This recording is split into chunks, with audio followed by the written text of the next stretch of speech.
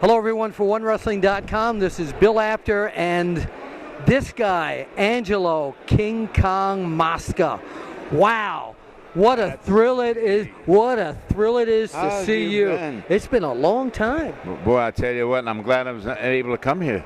This guy gave me the opportunity to travel with him up and down the road to the Northeast back in the days when he was in the WWF. Yeah. Back in the IWA days when he wrestled people like Mighty Igor and Mil Mascaras. Oh my gosh. Back in the Carolinas when we traveled with the likes of some of the young Ric Flair. Well, Ric Flair was really instrumental in me continuing my career. Unfortunately, he had a bad accident in a plane crash. Yes, I remember and that. Him and Valentine. Johnny Valentine's career was finished. And Bob Bruggers, I believe. Yeah, correct? Bob Bruggers was in that too. And Ric Flair broke his back, and they just so happened they needed a couple of big heels, and I was the lucky culprit. Come along, Blackjack Mulligan and we carried the territory for a while, and we did booming business and got lucky. Wow. Tell us what you're doing these days. Where are you living? What are you doing? Well, I live in south of Toronto. I live in Niagara-on-the-Lake, Ontario, and I'm actually having a hell of a lot of fun. I've been working for the football team that I played for 15 years. Which team was that? The Hamilton Tiger Cats, right. And I'm an ambassador for the Hamilton Tiger Cats. I have a lot of fun telling stories to the younger guys and helping the people out that made me a good living and gave me a good time. I had 15-year career in the CFL. I played in 9 championships and won 5. And it's just been a great ride in life. And now I'm coming up to my 75th year. Wow. Yeah, how time passes on. You don't look it. Now, let's go back. Laugh a lot. Let's go back. That's the secret. Let's go back to your wrestling career. If you could pick, let's say, 5 of the greatest people you wrestled against, Ooh. who were they? And they don't have to be in order. No. But who would they be? Number 1, Jimmy Snuka.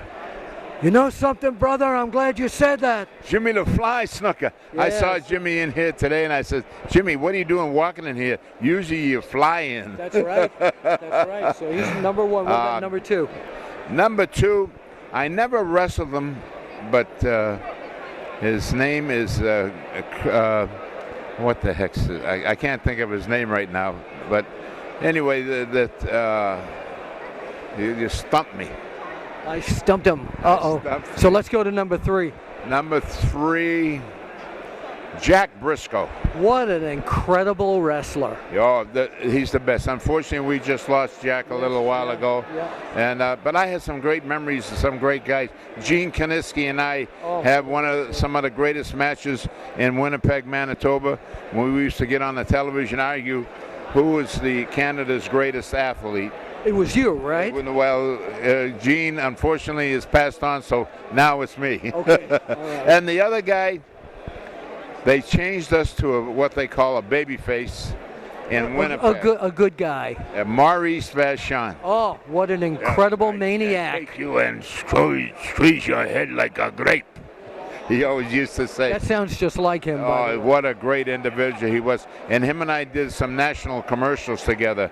And Maurice was just another great character that came along down the line. And I like the characters. We have a lot of fun together. Yeah. Do you follow wrestling these days? I do and I don't. Who do you see that impresses you on the guys that you do? I'm not even impressed with the business. Okay, well, it's changed completely. Business has changed. I went down to an arena where I saw the guys rehearsing. Oh. I cannot believe that, but you know, in our day, if you stuck a red eye to our face and did a 2-minute interview, we could talk for 2 minutes with no problem.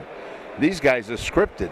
Yeah. And I don't know, the business, I don't know if the business draws as well, but maybe it's a sign of the times. Maybe I should get with the times, but gosh, it's hard to get with the times when you walk into an arena at 2:30 in the afternoon and see the guys rehearsing for the show at nighttime. I have a hard time with that because we used to have pride in our business. I could throw a punch in your jaw, wouldn't even touch you. Yeah. But I hope you react to it. Sure. But it looked real. Right. And we took pride in our business. We made things look real. Okay. All right. Now, what about your son? Your son became a wrestler for many years, mainly back in the Mid-Atlantic area. What's he doing these days? My son, unfortunately, he was 7 years he was in the business.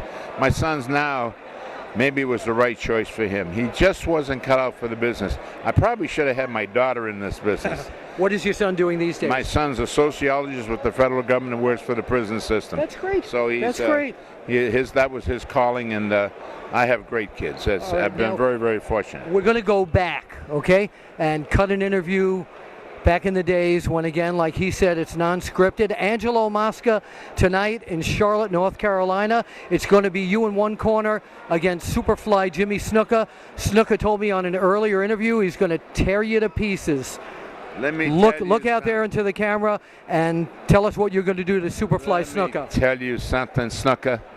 I'm the king. They call me King Kong. I walk and I talk and I do exactly what I want to do. When you're 6'4", weighing 330 pounds, I'll just take you and squash you like a grape.